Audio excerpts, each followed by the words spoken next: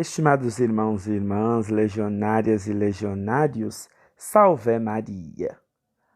Continuando a nossa reflexão neste ano em que a Legião se prepara para o centenário e traz como tema, Frank Duff. No dia 24 de abril de 1916, o pai de Frank apareceu em casa para almoçar. Vinha muito sério. Correm rumores de que rebentou uma revolta na cidade, disse. De fato, a revolta da Páscoa estourara essa manhã. Frank vinha de uma família extremamente patriótica. Segundo a tradição familiar, eram descendentes diretos de Lord Hugh, enforcado por ter participado na Revolução de 1641. Quando Frank ainda era jovem, a mãe foi visitar casualmente o irmão. Levou Frank com ela. A conversa abordou várias vezes a história do grande Daniel O'Connell, por cuja causa, a favor dos católicos, trabalhava o avô de Frank. Naquela casa, o libertador era um herói. Por enquanto, porém, a liberdade política era uma possibilidade distante. Alguns, nesta época, haviam crescido apáticos e resignados a viver sob a dominação estrangeira. Outros mostravam-se irritados e decididos, esperando uma oportunidade para expulsar finalmente o inimigo estrangeiro. O Sr. Regard, membro das Conferências Vicentinas, era um sólido nacionalista.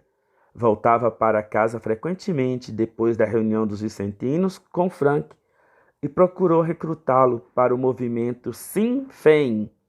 Frank recusou. Primeiro, não tinha tempo, estava metido em vários trabalhos de caráter religioso.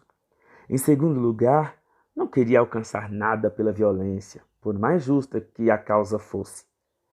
Algum tempo antes da Páscoa, havera rumores de uma revolta, mas poucos tomaram a sério esses rumores. As forças rebeldes seriam totalmente excedidas pelo número de forças fiéis ao governo, sem qualquer hipótese de vitória. Ora, na manhã desta segunda-feira de Páscoa, a revolta arrebentou de fato. Frank ficou terrivelmente triste ao pensar no derramamento de sangue. Mais tarde, nesta noite, ouviu tiros. O seu espírito transbordava de agonia e angústia. Não se surpreenderia com o fato de as forças britânicas, muito superiores em número, esmagarem rapidamente a revolta. Perguntava a si mesmo que seria feito dos chefes e do seu amigo, Sr. Hergart, que fora preso e transferido para uma prisão de Londres. Na quarta-feira seguinte, Frank ia a caminho da reunião da Conferência Vicentina, quando, ao passar pela Rua Dame, viu os vendedores de jornais correr rua fora, gritando os títulos principais dos jornais. Os chefes da rebelião haviam sido executados. Ficou horrorizado. Sentiu o fato tão vivamente que, para usar uma expressão sua, uma terrível e negra paixão abalou o seu coração. Representava para ele leve consolação o fato de o seu amigo Hergart, que estivera preso, não ter sido executado, mas libertado pouco tempo depois. As execuções sumárias dos 15 chefes da rebelião transformaram a nação irlandesa. Da apatia passou a uma força de combate vigorosa, decidida a acabar com a dominação inglesa na Irlanda. A guerra pela independência continuaria de 1917 a 1921. Michael Collins, famoso pela sua ousadia e pelas suas táticas militares, tornou-se chefe do Departamento de Informação da ala militar do Sinn Féin. Era um organizador implacavelmente eficiente da resistência militar e tornou as coisas extremamente difíceis às forças britânicas numericamente muito superiores. A opinião pública na América e na Inglaterra pedia tréguas. O governo britânico foi obrigado a encarar o inevitável, a concessão, no mínimo, de certa independência do povo irlandês. Os chefes de Sinn Féin foram convidados a mandar representantes a Londres para debater os termos de um possível tratado. O convite foi prontamente aceito. É aqui que se revela o elevado conceito em que Frank Duff era tido pelo Sinn Féin. Apesar de não pertencer ao movimento, foi escolhido para chefiar a delegação e garantir, tanto quanto possível, a segurança de uma viagem carregada de perigos. Ajudaria também na preparação das propostas a apresentar e o fez com a arte consumada de funcionário civil superior. Alguns dias mais tarde, os delegados partiram para Londres de barco, acompanhados de Frank Duff. Perante os perigos que esta diligência envolvia, foi dado a cada homem um revólver. Frank declinou da oferta. O recepcionista do hotel de Londres dificilmente adivinharia que o jovem cavalheiro que se inscreveu no registro dos hóspedes com o nome de F.S. Michael era Frank Duff.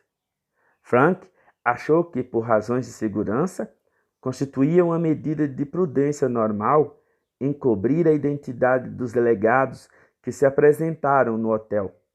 Ele mesmo não estava envolvido, como é sabido, nos aspectos políticos das negociações do tratado, mas, nestas e em outras circunstâncias, ele não iria expor a segurança dos seus homens.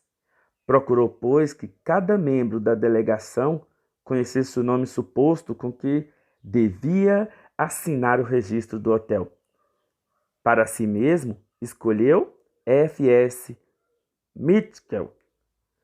O Tratado Anglo-Irlandês foi assinado em 6 de dezembro de 1921.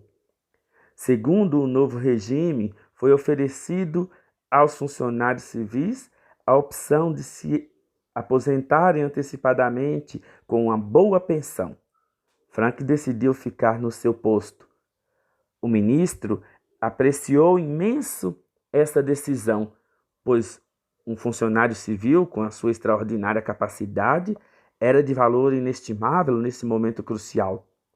Foi dada a Frank a nomeação para um novo cargo que o liga na história com o mais famoso nome na luta pela independência. Os seus superiores mandaram-no chamar. Sr. Duff, disseram-lhe.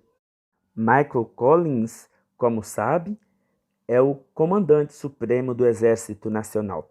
Vamos nomeá-lo como seu secretário particular.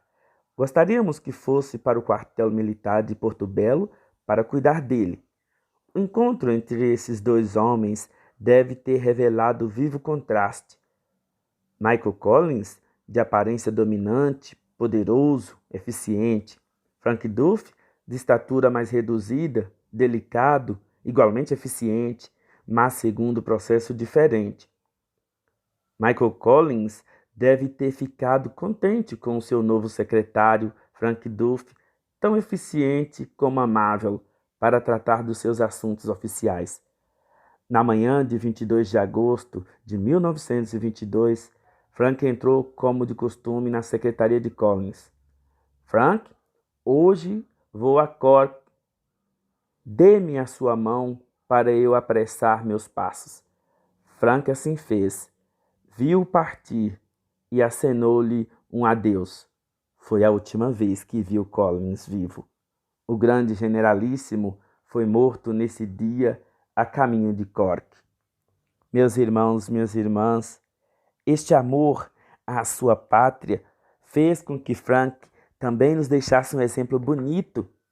Nós temos que amar muito a nossa pátria, mas tenhamos bem claro na mente e no coração, a nossa pátria é o céu. Salve Maria!